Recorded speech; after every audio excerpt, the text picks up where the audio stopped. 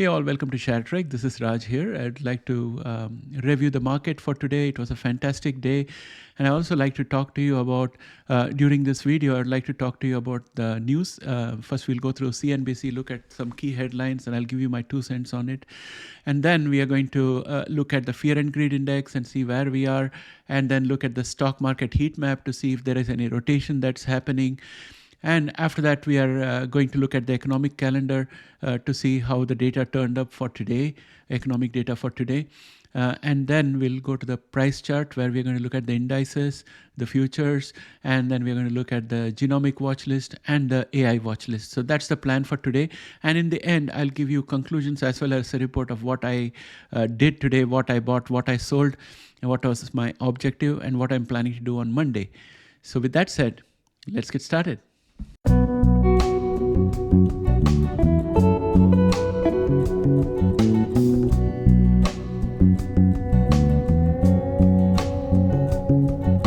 Welcome back, friends. Let's start off with the news of the day and see what the headlines are saying and also the reaction of the market after the closing. So let's do that first.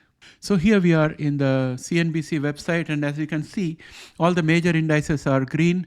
Russell is in the red, and we have VIX, which is also in the red. And then if you look at the major headlines, what we have is the fact that Meta has surged 20% on soaring profit. They gave all the right stimulus. First of all, they declared the dividend, which means that people are not going to sell off the shares. The dividend is also decent, 50 cents per share. So people are going to hang on to that. Next, they also said they're going to do a buyback for 50 billion. And also they announced great results.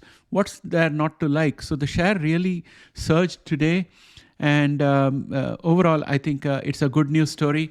And we have this one here which says tech execs are telling investors they have to spend money to make money on AI. And here, friends, I have something that I would like to tell you. You have to distinguish within the AI, in my opinion. This is not financial advice, this is my personal opinion. You can put your feedback below in the comment section. I think you have to distinguish AI companies into 2 categories. One category that is making the shovels, the other category that is doing the development stuff. So companies like NVDA and AMD, for them, this is a genuine rush they have already started because they are selling all the chips, and that is their core business. And that is going to increase their turnover, that's going to increase their top line and increase their bottom line, increase the size of the company, and therefore very strong share prices.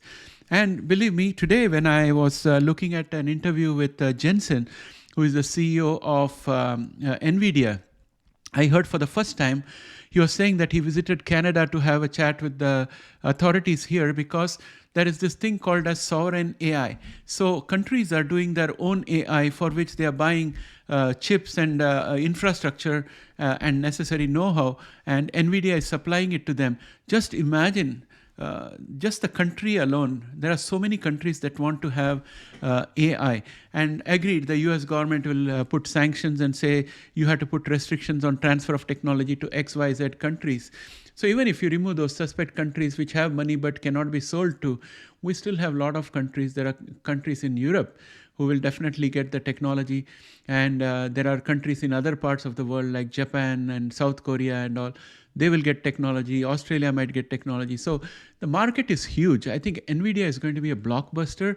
And that is one category. Okay, the other category is the likes of Google, Meta, Apple, and others. What they are doing is they're buying these chips. And that's where we have Sundar Pichai telling the investors that they have to spend money to make money on AI. Why would a tech CEO say that? He wants to manage the expectations of the investors. Agreed, AI is a blockbuster, but you have to look at what kind of company you are investing in when it comes to AI.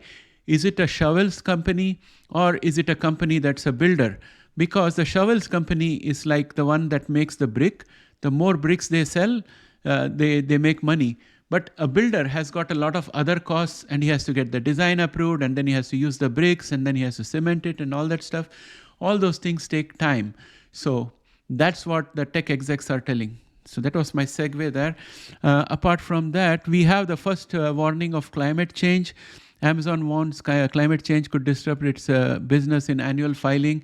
Already we have insurance companies in Florida not wanting to insure people. So the climate change message has to get across to the legislators, and we need to do something before it starts becoming a recurring cost and all our insurance costs go up, or we don't have the insurance product itself. That's where we are going to end up if we don't catch this. And then looking at the jobs. So the jobs category, health and social assistance is where most of the jobs have been created. Professional and business services is next, retail trade. Government has dropped. Its government is lesser than the others, so that's a good sign. Manufacturing is 23K, and mining and logging has lost around 6K job. So I think all the right places are getting a lot of boost. So overall, I think this looks good, but the fact that we have so much more jobs than was anticipated is a matter of concern for me. And I don't know how long the market is going to be able to push and keep on moving upwards, because I think there should be some breaking point somewhere. Otherwise, we can't keep on going on a straight line upward. I probably think that we might find that in the afternoon of Monday that things are starting to fall down. One of the headlines here kind of alludes to what I'm saying. I can't open this because I don't have a pro account, but it basically says Wall Street heads into the week ahead as traders worry the rally is running out of steam. Yeah, that's my fear as well. But as they say, the market can be irrational for a longer period of time than your wallet can afford. So we have to take our own chances. Then we go to stock market heat map. And as always, we have green patches in the most of the Mag 6. And the ones that are red is Apple out here. But Apple recovered a lot during the day. It started out very low, but recovered a lot. Apart from that, I think Meta was the star of the show today with around 20.32% of gain. And the next one was Amazon with 7.87%. So overall, these two companies really stole the show today.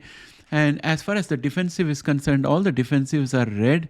So nobody seems to be worried about a downturn or anything. Everybody is just hunky-dory and happy.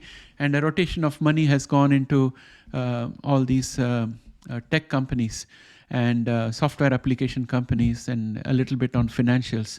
So that's where we are. And if you look at the economic calendar, non-farm payrolls came in at 353 as against a consensus of 180 and above previous 333K. Now this number actually made me feel bad, worried. And then we were also looking at the other number, which was average hourly earnings month over month.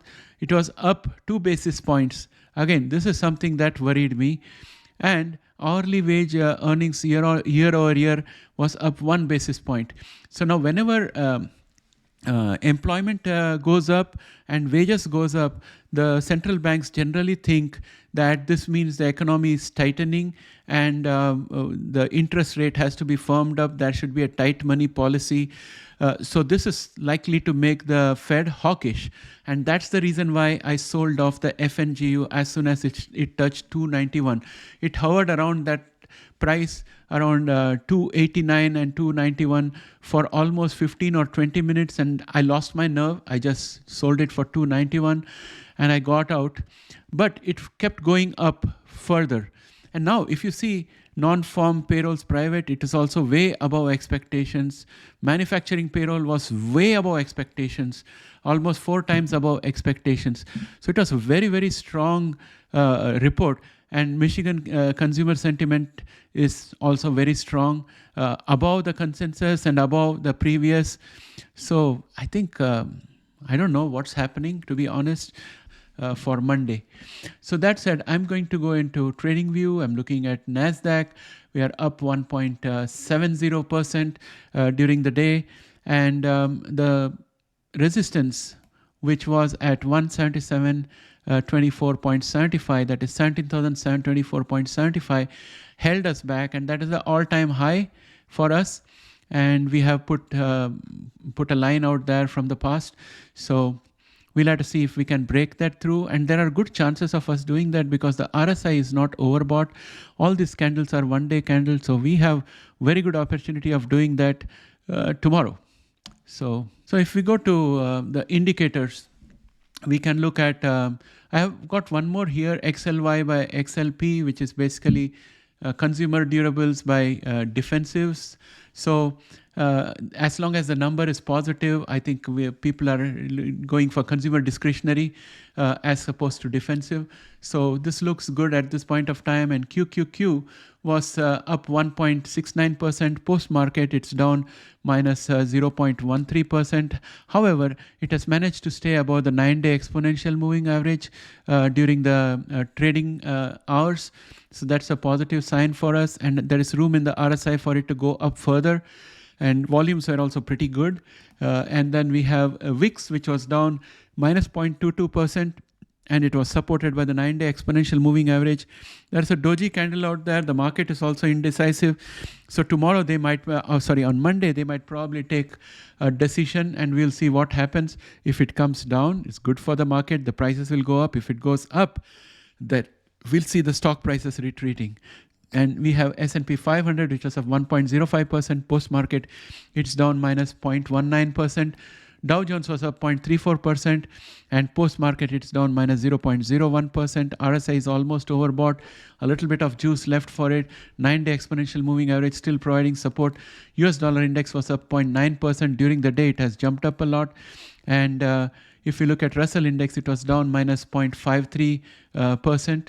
And it has got support at 191.38 and also 191.49. The first one is the horizontal support and the second one is the 50-day exponential moving average, which is this green line. So very strong support for Russell. So it has to bounce back up again. And we might probably see the formation of a reverse head and shoulder. And if that happens, that's a bullish sign. We can expect Russell to go up. Next, we have US oil, which was down 2.08%. This is good. And that along with the put call ratio, which is almost neutral. And we have more broad support than yesterday. So that's a positive. But still, it has not gone that high. But seems that the market is moving in the right direction when we look at these things. And then we go on to our genomics. And in genomics, I'm going to look at NTLA first. NTLA was up 0.12%, no trades post-market. We got pushed down by the 9-day exponential moving average. The day gain was handsome, just like the previous day, but we started lower. And that's the reason why we have a candle which is engulfed by the previous day's green candle. Today also we have a green candle, but the 9-day exponential is not allowing us to go up. And then we have NVTA, which was up 2.69%. The chart is also looking weak and very strong resistance by the 9-day exponential moving average and the horizontal resistance at 0.41. NVTA is in New York Stock Exchange. I don't know what the New York Stock Exchange policy is for penny stocks. Blue is down 0.9561 is the current price. It is down minus 4.27% again today. It's in Nasdaq. It's likely to get a notice from Nasdaq for staying below $1, and they may have to do a reverse split. It's not going to be good for the shareholders if a reverse split is done. Because once the reverse split happens, then the price will continue to go down further. And the opposite happens when a very strong stock, when it reaches a peak price, gives splits. At that time, the upward price tendency is still there. So that's not too bad for the shareholders at that time. But right now, a reverse split would be bad in blue, in my opinion. Editas was down minus 1.52% post-market, no trades. DNA was flat for the day, post-market also no trades. And we have Prime, which was down 1.49%, and post-market it's down another 1.49%, being constrained by the 9-day exponential moving average. Chart is looking weak. IMTX was down minus 0.53%, again constrained by the 20-day exponential moving average, and chart is decent because momentum is above average, but the momentum is trying to go to below average, so I don't think it looks great. But If you look at CRISPR Therapeutics, it was up 0.12%, still staying above the pennant. And I think it's going to take the up ramp with this one. So I'm going to extend this line out here, which is going to be the new support. I'm going to mark it green, and I'll mark this also. I'll let this go. So I am expecting CRISPR Therapeutics to keep on moving here. This is the new wedge, bounded on the top by the red line and the bottom by the green line. And this wedge has also got to move up because it's on a bullish trend, and it's got a lot of consolidation behind it. So when the move comes, it will be very strong, in my opinion. That said, I think momentum is looking pretty good. RSI is also decent. So there should be a good pickup. There is a potential for pickup tomorrow. On Monday. Caribou Biosciences was up 0.60% during the trading day, and post market it's got no trades. And then if you go to Allogene, it was up 9.16%. Post market, there is no trade. I checked for news on Allogene. There was no news at all. It's just market sentiment. Post, they're reorganizing everything. I had thought that it was bearish, but unfortunately I was wrong. It seems the market likes what has been done. So Allogene is doing well without any news, very positive sentiment, and it's doing better against the entire class, entire Nasdaq. It's doing way better than the Nasdaq overall. So ARKG was up 0.38%. Post market, it's up another 0.14%, supported by 28.02, the horizontal line of support. And Beam was down 1.93%, and aftermarket, it's down minus 0.46%. This support line at 25.10 is valiantly providing all the support that it can, but we are being restricted by the 50-day and the 100-day exponential moving average, along with the 20-day exponential moving average. Now VERV was down minus 1.78%, constrained by all the exponential moving average, and momentum is also below average. Chart is looking weak. Illumina was down minus 1.05%, and it's being supported by the 9-day exponential moving average. And I think we also have a little bit of support from the horizontal line of support at 141.43. We dipped into it and came back up again. Momentum and RSI are looking decent, but they are not moving in the right direction. I personally believe that Illumina should be up and running. Remember that by the middle of this year, they are expected to resolve Grail once and for all, which means it should be disposed of and gone. So that's a very big positive catalyst in my mind. Bionanogenomics was down 1.75% during the day, looking absolutely weak. It's almost becoming a penny stock. PACB was down minus 0.15%. Post-market no trades, being constrained by the 9-day exponential moving average. And momentum is also weak. Momentum is below 50%, so I consider that to be weak. It's not moving in the right direction either, so not looking great. And next, I think I'd like to do a summary of what's happened. Genomics. So the genomic stocks, I think there are two categories of stock. One category is CRISP by itself, CRISPR Therapeutics, and the others are the rest. Any of these companies which do not have a monetized product and which do not have any BLA being approved or monetization in the next 3 or 4 months, they are all going to be highly volatile, and it's like a gamble. There is no way to price them properly. They will swing wildly on and off. So please remember that. Now let's go on and have a look at AI. Next, we are in our AI watch list. And as I said before, I have put the 2 shovel companies on the top because these guys are already onto the positive business cycle. Every sale that they are doing is adding to the bottom line, profit, EPS, you name it. So NVDA is the first one. It's up 4.97%, and it gained $31.33 today. Absolutely fantastic gain for NVIDIA. And they are talking about sovereign AI. They're talking with governments of various countries for selling them chips and infrastructure and helping them set up national sovereign AI. So that's the new line of business. It's stupendous. It's going to be a tremendous amount of money. NVIDIA is going to keep on growing. And as NVIDIA grows, so does AMD have the opportunity to be the second in line to pick up as much business as possible. So AMD will also do good. It is up 4.21% today, gained $7.18, and it has got plenty of room on the RSI to go up.